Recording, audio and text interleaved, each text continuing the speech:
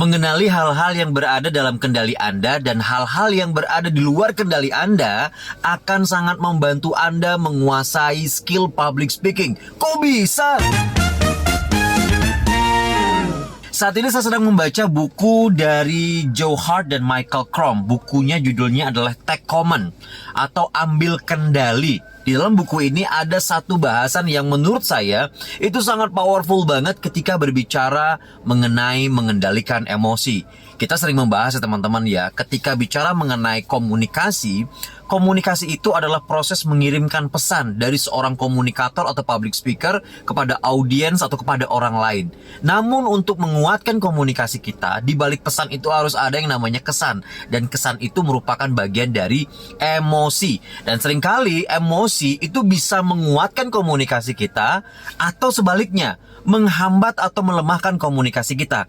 Contoh yang menguatkan bagaimana? Kita bisa memberikan pesan kita dengan emosi yang tepat dan orang lain bisa merasakan. Sementara kalau kita bicara mengenai nervous, itu juga bagian dari emosi. Kita bicara mengenai takut, itu bagian dari emosi.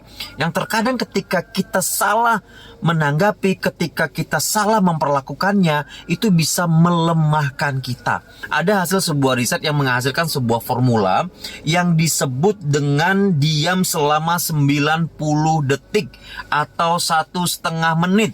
Diam selama 90 detik ini bukan tanpa alasan atau angka yang tiba-tiba muncul. Ada sebuah riset yang dilakukan oleh ilmuwan otak dari Harvard University yang namanya Dr. Jill Bolte Taylor. Dia menulis begini teman-teman. Ketika seseorang mengalami sebuah reaksi terhadap sesuatu dalam lingkungannya, ada sebuah proses kimia 90 detik yang berlangsung dalam tubuhnya.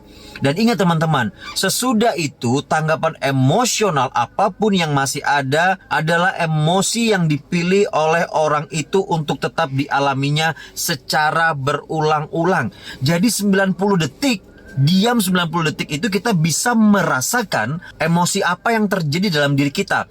Kemudian kita bisa mengambil alih setelah itu. Tapi kalau misalnya kita nervous nih, nervous kerasa banget, kita sadari, kita diam 90 detik. Setelah itu kita bisa mengambil alih apakah kita akan menjadikan nervous itu sebagai sebuah energi atau kekuatan untuk tampil lebih baik, atau malah sebaliknya kita dilumpuhkan oleh rasa nervous kita.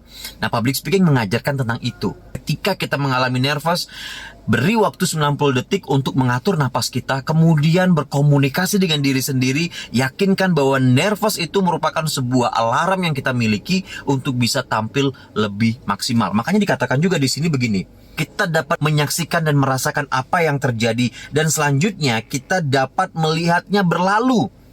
Mengubah lingkungan kita seperti misalnya berbicara dengan teman, berjalan-jalan, olahraga, itu akan sangat ngebantu kita untuk break the stage dan kemudian kita mengganti dengan sebuah state yang berguna untuk kita.